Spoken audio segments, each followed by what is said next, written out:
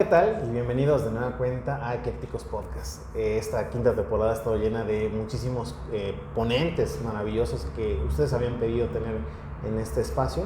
El día de hoy tenemos no la excepción, alguien que nos da mucho gusto tener aquí de vuelta. Bueno, por primera vez, no de vuelta, bueno, me explico, de vuelta porque ha acompañado a alguien que constantemente está con nosotros, pero por primera vez ya como tal. Bienvenida, maestra Carmen López, ¿cómo estás? Gracias, Ricardo, muy bien, muchas gracias, muy contenta, muy emocionada por este primer podcast. No, para nosotros igual, de verdad que era un episodio que teníamos muchísimas ganas de abordar, porque creo que es a través de su experiencia de formación, vamos a poder dar herramientas, tips y consejos a las nuevas generaciones que vienen detrás, y sobre todo el aspecto femenino, que ya iremos hablando, pero que hoy día creo que está dominando el área penal. Entonces, es uno de los temas que vamos a ir tocando, pero vamos a comenzar por la pregunta que le hacemos a todos los ponentes que están en este espacio, la que nos permite también quizá pues sí empatar o de menos conectar con los que están detrás de esta pantalla, y sería: ¿por qué eligió estudiar Derecho? ¿Cuáles eran las áreas por las cuales quizá usted estaba decidiendo o pensando o tenía consideradas? Y ya de ahí vamos a poder seguir platicando. Pero primero, ¿por qué eligió estudiar Derecho usted, maestro? Primero, para que quede claro, no me veía en otro ámbito. Siempre me ha gustado la abogacía.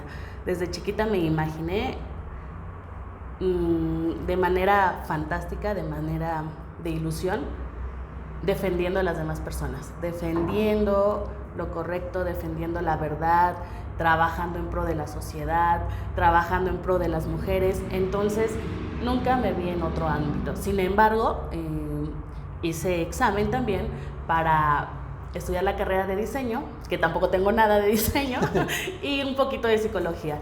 Pero mi opción número uno siempre era derecho.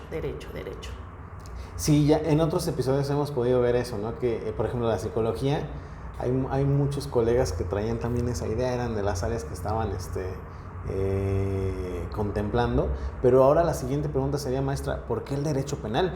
El derecho penal es bien entendido que, si bien es cierto que es quizá el que más llama la atención del estudiante por quizá esta idea del derecho anglosajón y las audiencias y todo esto, también es cierto que es un área muy complicada, muy brava, y sobre todo que requiere de mucho estómago y mucho carácter para llevarla a cabo. ¿Por qué Carmen López decidió irse por el derecho penal? Bueno, yo diría, ¿y por qué no? Claro. Creo que el derecho penal es la base fundamental para cualquier abogado. Debemos de tener, como lo mencionaste, un estómago frío, una cabeza fría, dejar el corazoncito un poquito guardado y actuar totalmente con el razonamiento.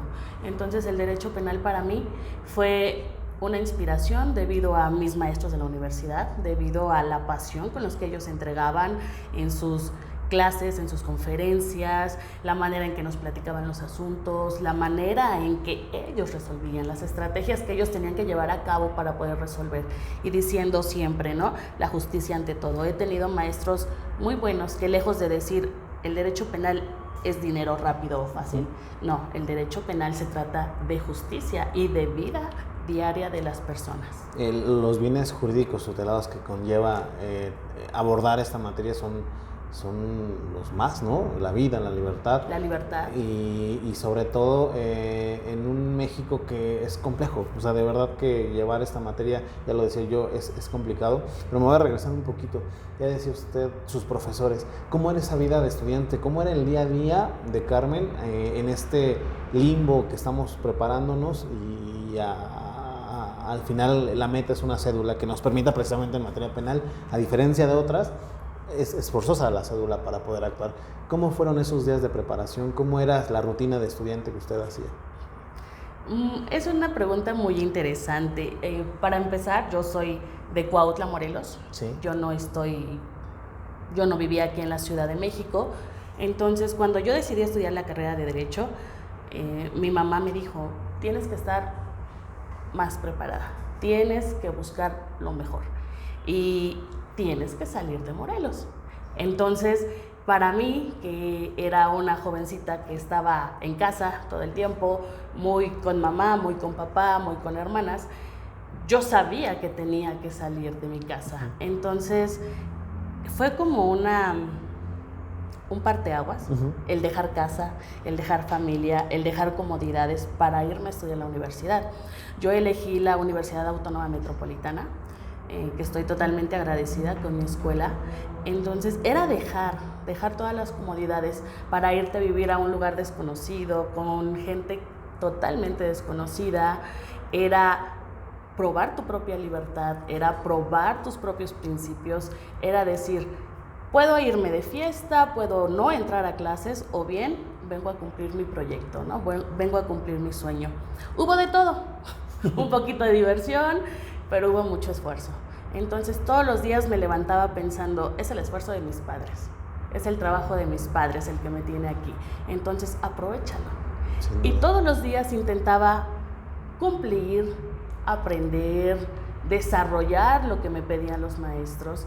Y el transcurso de la universidad, lo vuelvo a repetir, fueron maestros muy buenos que me siguieron inspirando. Fue un camino de muchas emociones, de mucho trabajo, pero también de mucha tristeza, de mucha soledad. Sin embargo, nunca dejé de lado el decir, tengo que terminar la carrera. Y nunca dejé de lado el decir, no solamente tengo que terminar los créditos, tengo que titularme. Y después de titularme, entonces tengo o debo de tener la cédula. Y después de tener la cédula debo trabajar. No era solamente o simplemente el hecho de decir, terminé créditos y hasta aquí quedé. No, era seguir con lo que a veces a muchos de nosotros, por ser más jóvenes o por ser estudiantes, la desidia, lo vamos dejando hasta el final. Y cuando llega el momento de la realidad en el que debemos de presentarnos en un mundo laboral, pues vamos para atrás, porque no cumplimos los requisitos para una titulación. Entonces yo siempre he dicho, la universidad para mí fue una época grandiosa, fue una época de crecimiento, fue una época de autoconocimiento, de autorregulación y de autoproyección. Considero, maestra, salvo su mejor opinión, que para ejercer la abogacía, yo creo que cualquier profesión, pero hoy vamos a hablar de la abogacía, la palabra vocación es algo que llevamos intrínsecos. Encontrar esta vocación es vital. Si no la encuentras, y conozco a varios que desafortunadamente aún no la encuentran tras 5 o 6 años y estás perdido, o sea, estás como en un barco a la deriva. En su historia, ¿en qué punto encontró esta vocación? Muchas veces pasa que es durante la carrera, con algún mentor, con alguna experiencia, o de estas primeras experiencias en pasantías o servicio social, o ya que estamos afuera, algún asunto duro, algún asunto bravo que nos hace realmente, de eso que hablábamos, ¿no? Dimensionar los bienes jurídicos tutelados que tenemos en nuestra responsabilidad. Entonces, en la historia de Carmen, ¿dónde fue el punto en donde encontró esa vocación? ¿Cuál fue esa experiencia? O quizá fue ese salto de fe para decir, de aquí soy. Tengo exactamente el punto. Es muy gracioso. La universidad, como lo comenté, fue fabulosa. Dentro de todo, es la universidad. O sea, es diversión, es entrega, es pasión, es ilusión. Pero cuando termino los créditos y me toca el momento de hacer el servicio social, elegí el reclusorio. Entonces, de ahí parte todo. El hecho de entrar a un reclusorio, yo de 22 años, solita, chiquita, con miedo, con ilusiones, con decir, el libro me dice esto y así tiene que ser. Entras al reclusorio y es totalmente distinto. Nadie me preparó para vivir lo que iba a vivir en el reclusorio. Nadie me preparó para ver a las familias rotas. Nadie me preparó para ver a muchos hombres que cometieron delitos, sí, pero muchos que no. Entonces, para mí el reclusorio es parte fundamental de mi carrera. Me hizo abrir los ojos a la realidad, me hizo querer aportar algo bueno de mí hacia este tipo de sociedad que lamentablemente está segregada casi todo el tiempo, ¿no? Y está olvidada. Lo comentábamos apenas en la charla de la doctora. El hecho de perder la libertad también es un duelo y estas personas están en total olvido y quedan estigmatizadas de por vida. Entonces, a mí el hecho de entrar a hacer el servicio social en el reclusorio preventivo Varonil Norte, exactamente en el área jurídica, en la oficina de atención a internos y familiares, fue el parteaguas para decir, quiero aportar algo de bien a esta sociedad segregada. Entonces me llegaban muchas personas, muchos internos llorando, diciendo no lo hice, que sí lo habían hecho. Veíamos su lista de antecedentes. Sí. Había muchas personas que decían, yo lo hice por tal situación, me arrepiento, no estaba en mis 5 sentidos, no sé qué pasó, etcétera, etcétera. Entonces, el hecho también de poder interactuar con ellos, de poder conocer sus vidas, el hecho de poder conocer a su esposa, a su familia, a su mamá, a sus hermanos, a sus hijos, era interesante porque te hacía tener una visión distinta en el que no todas las personas que llegan a un juzgado son malas, no, sino que hay una historia detrás y también hay una manera de defender esa poca historia, que es a través, de la empatía que uno como abogado muchas veces pierde, ¿no? Sí. Empieza a decir, quiero ganar, quiero tener popularidad, quiero ser esto, y empiezan a ver el derecho como algo cotidiano, un simple trabajo, y empezamos a perder la empatía que debemos tener con el cliente, totalmente, con la persona que estamos asesorando. Entonces, para mí el parteaguas es el Reclusorio Norte. Sin duda, sí la sigo. En mi caso fue el Reclusorio Sur, el servicio social. Pandemias atravesó, desafortunadamente, porque estaba siendo muy padre, pero desde el archivo, desde tener acceso a las carpetas y ver o empezar a idear, ¿no? Cómo sucedieron.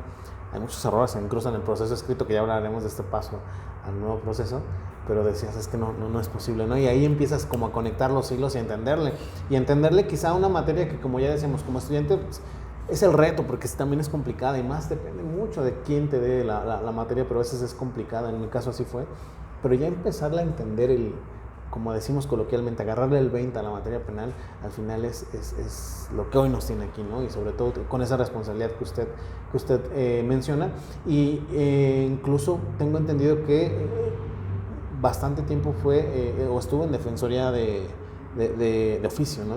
En aquella época. Sí, exacto. Entonces, qué mejor escuela, ¿no? Que el tener diario, ¿no? Ya lo platicábamos con otros colegas que nosotros tenemos acceso a audiencias, ¿qué será? Siguiente va 10 veces al año, 20 veces en un año muy bueno, pero a veces ellos esas 20 las tienen en una semana o más, ¿no? Entonces, ¿cómo fue para ustedes esa experiencia? ¿Qué se trajo de ahí? ¿Y qué es lo que de esa experiencia hoy a la Carmen, que es hoy, aplica en el día a día? Bueno, como ya lo comenté, venir del reclusorio, brindando asesorías a internos y familiares, dentro de esas prácticas que yo hacía en el reclusorio era entrar directamente a dormitorios o entrar a las áreas de castigo, a las zonas de castigo, donde no se les permitía salir a estos internos a recibir asesoría. Nos mandaban a asesorarlos ahí directamente en la zona de castigo, directamente ahí en la zona de dormitorios. Entonces yo estaba muy acostumbrado a ellos. Paso a Defensoría de Oficio y yo sigo bajo la misma línea. Quiero seguir apoyando a estas personas que muchos abogados aquí en el juzgado, que muchos defensores de oficio en aquella época no tienen ni la más mínima idea de que existen o no tienen la más mínima idea de qué asunto llevan estas personas o no tenemos la más mínima idea de lo que es estar adentro. Claro. En zonas de castigo, en zona de dormitorio totalmente limitado. Yo seguí bajo esta línea diciendo, quiero saber qué pasó con ellos e intenté darle continuidad a estas personas. Con muchas pude tener contacto, pude seguir llevando asesorías con ellos, con muchas no, muchas tenían que ser las que llegaban directamente ahí al juzgado. Entonces mi línea siempre fue esa, ver la otra parte, la contraparte que quizás la sociedad también estigmatiza, diciendo, tú vas a defender al malo, tú vas a defender al que me robó, tú vas a defender al que me golpeó, tú sí.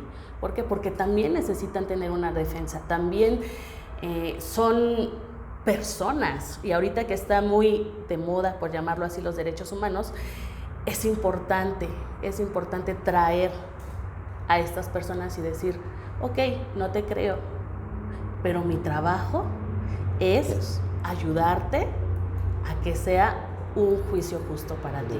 Mi trabajo es hacer que la justicia se aplique tanto contigo como con la persona que está afectada. Entonces, ¿impactó la Defensoría de Oficio mucho en mi vida? Sí, porque yo estaba más jovencita y era mucho trabajo, como bien dices, muchísimo trabajo. Y a veces en la Defensoría era las mismas conclusiones para todo, el mismo interrogatorio para todos.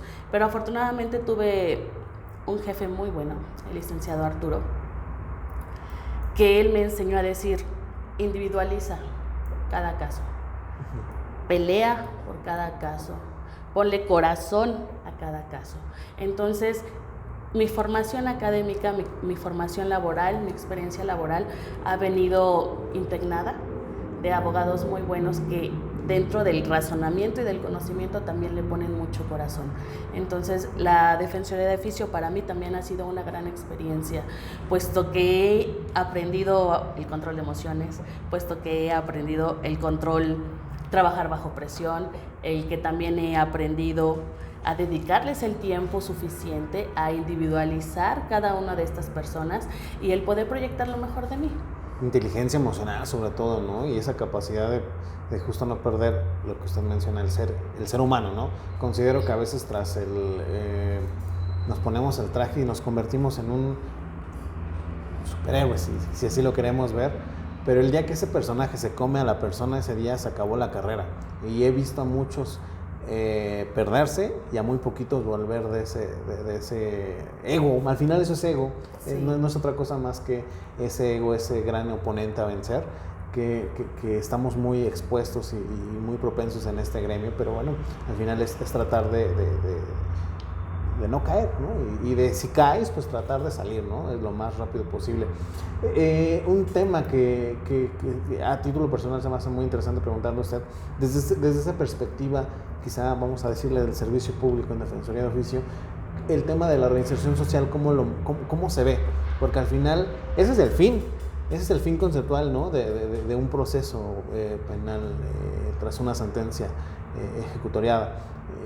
Que ese individuo al final tenga una reinserción social, pero creo que en la agenda queda muy de lado, muy lejano. ¿Cómo lo veían ustedes en esa etapa? Es una pregunta muy interesante porque el primer tope con el que se encuentran estas personas son los mismos abogados, ¿no? Porque muchas veces salen con beneficio y tenían que ir a firmar, y el hecho de que nosotros les demos un trato así de espérame tantito, o luego ponemos una barrera, es difícil que ellos se puedan reinsertar, ¿no? Es difícil que estas personas salgan y busquen un trabajo formal, difícilmente se les da. Es difícil que incluso la misma familia, o sea, te empieza a poner barreras. Entonces, la reinserción social, desde el punto de vista, desde la Defensoría, desde el punto de vista de los abogados, desde el punto de vista de los juzgadores, yo creo que es diverso, es complejo. Cada quien proyecta de acuerdo a su experiencia o a lo que está viviendo. Sin embargo, hay muchas personas, que así lo puedo manifestar, que dentro de sus objetivos es ayudar a estas personas precisamente. Entonces con corporativos también como este, que lo que hacen es buscar, ¿no? Es ayudar, es jalar, es proyectar a cualquier tipo de persona, a cualquier tipo de situación que hayan pasado. Entonces en la Defensoría de Oficio, en mi persona,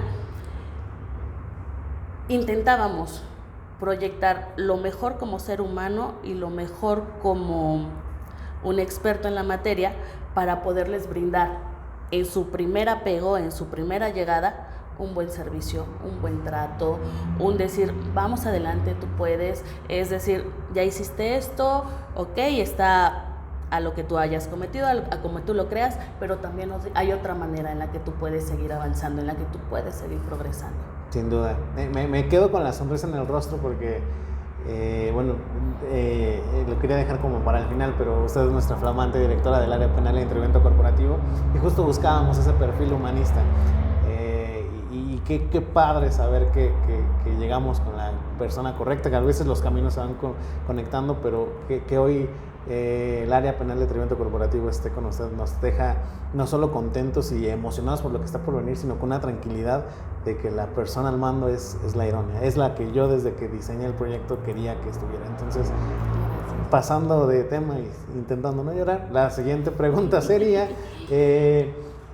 tras la reforma de 2008 en materia penal heteroaplicativa, el año 2016, donde pasamos de un sistema inquisitivo escrito, sobre todo con esa predominancia, al tema de la oralidad, ¿cómo fue para usted no adaptarse, porque creo que ya venía, fue justo en el limbo, ¿no? de esta reforma a su preparación, pero ¿cómo usted interioriza esta parte de la oralidad para la práctica? Es decir, a muchos les cuesta la oralidad muchísimo. Es más, conozco a muchos, en este camino he conocido a muchos que son más de escritorio. O sea, sí me encanta la materia penal y son buenísimos, así aportan bastante, pero lo subes a una audiencia y no pueden.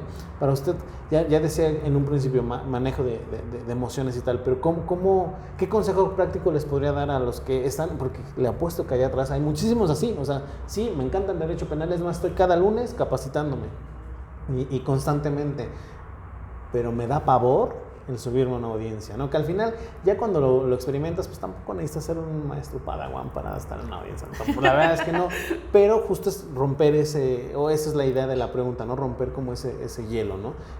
¿Qué consejo práctico usted les da a estas personas que nos están escuchando para el tema de la oralidad en materia penal, que es vital e indispensable? Que se avienten. No hay más, ¿verdad? Que se avienten.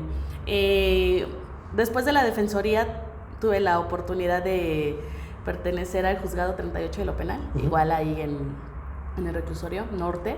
Entonces, como tú bien lo dices, todo era el sistema escrito.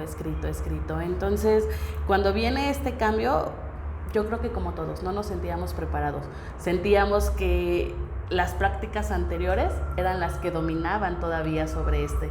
Sí. Desafortunadamente, la poca capacitación que hubo, desafortunadamente las lagunas que existían, nos llevaban incluso a nosotros a decir, no puedo, ¿no? O cómo se hace, o intentar buscar maneras de sobrellevar el asunto. Sin embargo, el hecho de que uno se capacite de a poquito, y después ir abarcando más, y ver videos, y buscar conferencias, e ir y presentarte a las salas y decir, bueno, yo quiero estar de público, ¿no? Así es como se aprende más. El hecho de decir, quiero participar o mándenme a mí, es una manera, yo creo que sutil e importante, de poder tener la capacidad de cumplir con estas nuevas audiencias que son de tipo oral. Pero lo básico, lo principal es tener el valor de decir, yo voy, yo me presento. El hecho de decir, cabeza fría, corazón guardado, mente ágil y a trabajar, a aventarnos. Sin duda. Bueno, fíjese que aquí sí podría a lo mejor excusarlos, porque bueno, a mí también me tocó, yo aprendí así yendo de público a las audiencias, pero tras COVID está muy controlado y ya no los dejan. Sí me ha tocado decir, que yo lo veo más como pretexto, es que no, ya no nos dejan, ok, pero hay muchas audiencias en internet, o sea, creo que hay mucho material de donde escoger incluso, porque incluso hay tanto que hasta puedes decir, no, con este personaje sí le entiendo más y a este no le entiendo tanto, ¿no? Y lo peor que, bueno, lo digo peor entre comillas porque hasta gratuitos, porque insisto, ya están ahí, ¿no? Lo platicábamos detrás de cámara, estamos mal acostumbrando ciertas cosas a las nuevas generaciones, pero el chiste es eso, ¿no? El chiste es capacitarse y fíjese, sumando a ese tópico, no es nuestra área, pero en materia civil viene un nuevo código que viene hasta el 2027, si mal no me corregirán, pero sí es 2027. Y fíjese que aquí en Trivento la próxima semana tenemos un evento en ese sentido, y me dio mucha tristeza publicar en un cierto grupo de Facebook el evento, ¿no? Con la invitación. Y poniendo como que no, todavía falta mucho, ustedes ya están lucrando, o sea, mucho hate. Y lo acaba de decir usted, en ese entonces hubo 8 años, aquí son menos, aquí son 4, ¿no? 3 si las cuentas no me fallan. Pero en ese entonces hubo de 2008 a 2016 8 años para capacitarse, y a la hora de que llegó el 2016, es más, a día de hoy no hay un real dominio de ese sistema. Entonces, qué triste que a veces se piense eso, ¿no? Al final, usted lo dijo, y esa es la fórmula, no hay más, aventarse, y 2, capacitarse de a poco mientras tengas el tiempo para que cuando llegue el momento estés totalmente listo. Maestro, mi siguiente pregunta sería en este sentido. Yo considero que todas las carreras tan loables como la de usted tienen luz y sombra, como es la vida. ¿Cuál diría usted que es el punto más satisfactorio de su carrera? Que digo, todavía le resta bastante y estoy convencido de que así será porque es una persona muy capaz. Pero ¿cuál ha sido hasta el día de hoy el punto de luz donde usted dijo, wow, todo esto ha valido la pena, el tiempo, dinero, esfuerzo, sacrificio, todo lo que llevamos ya platicado. Y en contraparte, ¿cuál ha sido el punto de quiebra en el que quizás usted estuvo a punto de tirar la toalla y decir, chin, a lo mejor esto no es para mí? Reformulando, ¿cuál ha sido el punto más luminoso y el punto más oscuro? El punto más luminoso intento verlo todos los días. Yo no puedo decir en el 2015, en el 2018, no. Intento que todos los días me apasione la carrera. Intento todos los días retomar ese amor, ese deseo de decir sí puedo, sí quiero, vamos a seguir aprendiendo, vamos a seguir capacitándonos. Y todos los días también digo, no puedo, es muchísimo, es muchísimo. Pero creo que lo importante es seguir, he disfrutado cada etapa de mi experiencia profesional. He dicho, desde que fui pasante, desde que fui servidora pública, desde que estuve en el reclusorio, desde que estuve leyendo el primer libro, desde que no sabía cómo buscar en el archivo, desde cómo me daba miedo preguntarle a la secretaria de acuerdos o al secretario de acuerdos, ¿no? Tal situación. Todo eso, con el paso del tiempo, digo, era necesario para poder tener la poca experiencia que tengo ahora, y es necesario para seguir obteniendo más experiencia. Entonces, yo podría decir, todos los días me siento como la mejor y todos los días es no puedo. Sin embargo, todos los días estoy con la convicción de decir, sigue adelante. Sí, ese es el intermedio en ese ciclo, ¿no? Al final toda la vida es un ciclo y sí, a lo mejor despertar con esa duda, pero dormirte con esa convicción de que sí pudiste, ¿no? Eso es, al final, creo, la manera más sensata y independientemente de lo que te dediques, creo que si no encuentras ese equilibrio, estás como que búscale mejor por otro lado. Por ahí viene otra pregunta más, maestra, que es la de cajón que se está volviendo en esta última temporada para los... Es que esta última temporada, esta quinta temporada, le cuento que ya son más penalistas, pero aparte ya son más como amigos, ya nos entendemos más. Me pasaba que en otras temporadas eran más entrevistas, tenían más un tono de entrevista, muy hermética, muy dialéctica. Pero ahorita ya es una charla, ¿no? Como la que estamos teniendo el día de hoy. Y la pregunta de cajón de esta quinta temporada es la siguiente. Yo ya sé la respuesta, pero me gustaría que se la diera al público. Nuestro derecho penal consta de 3 fases fundamentales: etapa de investigación, etapa intermedia y etapa de juicio oral, las cuales llevamos a audiencias como operadores del sistema, pero al final de toda esta experiencia nos vamos haciendo de una favorita, de una donde sentimos que, cada proceso probablemente va a tener las 3, sino pues en intermedia a lo mejor una salida alterna, qué sé yo, pero ¿cuál es la de Carmen, la favorita? La que dice, es que esta es donde, como en no sé, me imagino un futbolista, ¿no? Que dice, en este partido es donde saco todo el talento. ¿Cuál es la etapa procesal favorita de la maestra Carmen López? Sin duda la inicial. Es que yo soy también de eso. Yo creo que para muchas personas, para muchos abogados, la inicial es una etapa muy cómoda, sí, puesto que vamos desarrollando, vamos preparando, ¿no? El espectáculo, digo yo.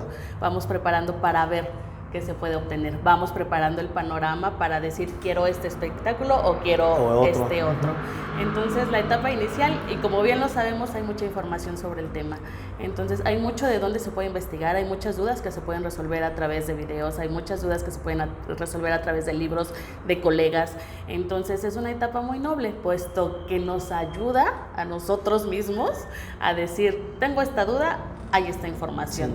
Tengo esta situación, lo tomo de aquí. Entonces, es una etapa, por así llamarlo, fácil, noble, sí, ante todo el procedimiento que nos espera. Está por venir, ¿no? Y aparte creo que mis mentores en esa área me decían una frase, que el buen penalista se ve en esa etapa, porque tenemos el tema, que es su favorito, creo yo, el control de detención, pero en cosas como la retención, el informe policial homologado, hay mucho de donde podemos incluso obtener libertades, ¿no? Que al final es una de los hitos, de las metas, ¿no? Entonces, creo que esa capacidad de no nada más irme a parar, ¿no? Como hay muchos que hacen esa mala práctica, sino a lo mejor sí echar un vistazo a la carpeta, incluso hasta en las entrevistas puedes encontrar cosas, independientemente de que si tu defenso declare o no, y si se decide, porque puede pasar y nos ha pasado que sí tienes argumentos con qué hacerlo declarar, pero también decirle hasta aquí vas a declarar o que él se pronuncie hasta qué o sobre qué aspectos va a versar su declaración, ¿no? Entonces creo que es una etapa que condensa todo, la oralidad, porque incluso yo ya decía yo, esta declaración tiene también esta apertura de que la fiscalía pueda contrainterrogar, pues, este ejercicio que tendríamos hasta el juicio oral. Entonces creo que es una bueno, se piensa que es una sola audiencia, pero pueden ser varias, ¿no? 2 o 3 quizá, y más si nos vamos al tema de decidir el cierre de investigación, pero es donde podemos realmente echar como que ese trabajo que hicimos previo de escritorio. Creo que por ahí va, donde podemos hacer que sea válido, y donde también creo yo en mi experiencia los jueces de control también son más duros a veces, y sí podrían ser muy garantistas, pero sí también están a las vivas, porque al final es su chamba. Esa fue la novedad y la maravilla del nuevo sistema, ¿no? Un juez de control ya no tan autoritario, ¿no? Que también está para velar tanto a la víctima como al imputado, ¿no? Entonces yo también comparto que la audiencia inicial y esa etapa es la mejor. Sin embargo, por ejemplo, en el capítulo anterior nos decía la invitada, la intermedia. También está muy padre, pero creo que incluso, no sé si usted comparta, pero hay menos de dónde capacitarse, porque tenemos en esta etapa las salidas alternas, ¿no? Y a lo mejor ahí es donde todo va, el 70% al menos de los asuntos van terminando allí, ¿no? Maestra, por último, estoy convencido que tenemos mentores que nos van marcando la vida, ya usted mencionaba alguno, pero ¿a usted se le ocurre ahorita algún mentor, sí, sería esta la palabra, que es buenísimo, que usted, o a lo mejor colega, podría también, ¿por qué no?, que es muy bueno, que es maravilloso, que tiene muchísimo conocimiento, pero que de pronto no tiene el foco del gremio que a lo mejor usted y yo tenemos, justo para que la gente vaya a conocerlo y recomendarlo? ¿Se le ocurre a alguien a usted así? Claro, afortunadamente el asesor de mi tesis, tanto de la licenciatura como de la maestría, tuve el privilegio de que fuera el doctor Jorge Antonio Mirón Reyes, que era subprocurador del jurídico de Planación de Derechos Humanos de la PROCU. Entonces, es excelente, yo lo podría llamar como una eminencia. Es un doctor en Derecho que ha escrito libros, es un doctor que yo admiro en lo personal, la humildad con el que da sus clases a nivel licenciatura.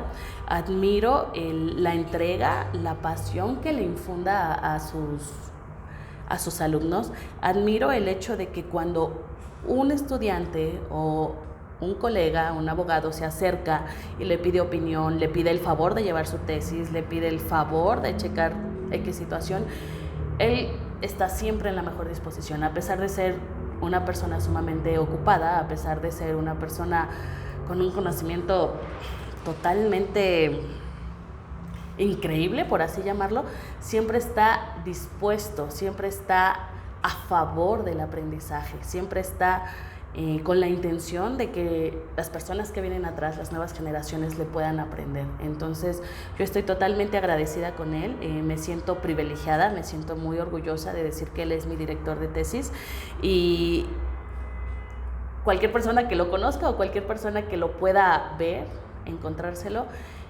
yo les puedo decir sin temor a equivocarme que siempre va a tener una mano ayuda para la persona que le pregunte. Siempre va a tener un buen consejo, tanto personal, tanto de la vida diaria como del ámbito profesional, que él nos pueda brindar. Maravilloso, ojalá un día podamos tenerlo, ¿por qué no?, acá en Trivento, en alguna charla, estaría bueno, porque justo es la idea de Trivento también, darle foco a esas personas que lo merecen, porque de pronto abusamos de muchas que quizás es un refrito, y no está mal, porque a lo mejor vienen otras personas a conocerlos, ¿no? Pero hay que darle foco también a estos personajes que de pronto a mí me ha pasado, que a lo mejor no son de una generación tan digital y no les saben mover a este tema de Zoom y qué sé yo. Entonces, por eso, esa es la única barrera que tienen para dar el conocimiento hacia más gente, ¿no? Entonces, podemos tenerlo. No, perdón, también de igual manera, yo siempre he dicho, uno de mis maestros es el licenciado Alejandro Díaz, que para mí es una persona muy profesional, es una persona que siempre está dispuesta a brindar el apoyo, es una persona que sea la hora que sea el día que sea la situación que sea, siempre está dispuesta a apoyar tanto a nuevas generaciones como a generaciones contemporáneas, como a generaciones mayores, como lo decías. Hay personas o habemos personas que no somos muy expertas en la tecnología, sin embargo, siempre está dispuesto a apoyar en todos los ámbitos. También otra de las figuras que para mí me inspira y tengo la oportunidad de decirle amiga es la licenciada maestra Alicia Gutiérrez Flores. Es una mujer que para mí siempre ha sido un ejemplo y siempre he dicho, es una mujer dedicada, es una mujer con 3, 4 maestrías que está a punto de iniciar otra, es una mujer que habla 3, 4 idiomas, es una mujer que ha estado toda su vida dedicada al servicio de los demás, es una persona que era servidora pública también y que sin embargo siempre está dispuesta a aprender, siempre está dispuesta a apoyar y yo como mujer puedo reconocer el valor que ella tiene, puesto que en un mundo que ahora ya se abrió más al ámbito femenino, es una mujer fuerte, inteligente, carismática, promujer, por así llamarlo, en el que siempre está dispuesta a dar, a apoyar. Entonces, son las personas que yo puedo decir admiro.